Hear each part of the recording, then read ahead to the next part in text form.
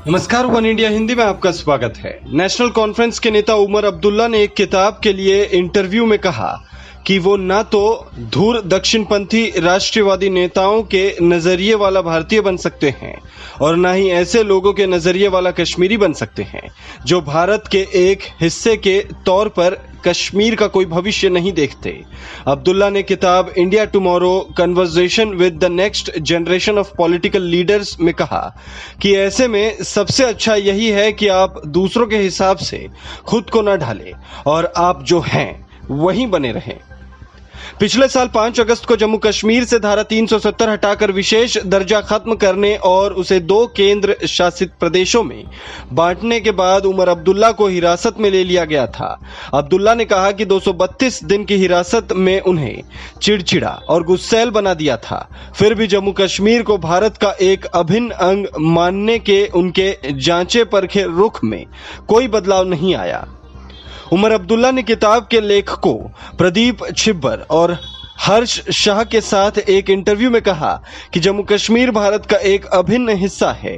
मेरी हिरासत और 5 अगस्त के बाद के हालात में भी मेरे ये विचार बदलने के लिए मजबूर नहीं कर पाए। उन्होंने कहा कि क्योंकि मैंने ये सोच सभी तरह की चीजों को जोड़ते हुए बनाई है, मुझे नहीं लगता कि भारत से अलग जम्मू कश्मीर का कोई भविष्य हो सकता है। यह किताब पाठकों को देश की अगली पीढ़ी के 20 सबसे प्रभावशाली नेताओं के साक्षात्कारों के जरिए भारत की समकालीन राजनीति की दिशा जानने का मौका देती है। अब्दुल्ला ने किताब में कहा कि मैंने यह हकीकत कबूल कर ली है कि मैं कभी धूर दक्षिणपंथी राष्ट्रवादी नेताओं के नजरिए वाला भारतीय नहीं बन सकता हूं, लेकिन तब मैं कभी ऐसे लोगों के नजरिए वाला कश्मीरी भी नहीं बन सकता हूं जो भारत के एक हिस्से के तौर पर कश्मीर का कोई भविष्य नहीं देखते।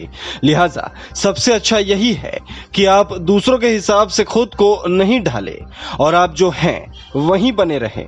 उन्होंने जोर देकर कहा कि भारत ने 5 अगस्त 2019 को जम्मू कश्मीर के साथ जो किया उसे किसी भी तरह जायज नहीं ठहराया जा सकता।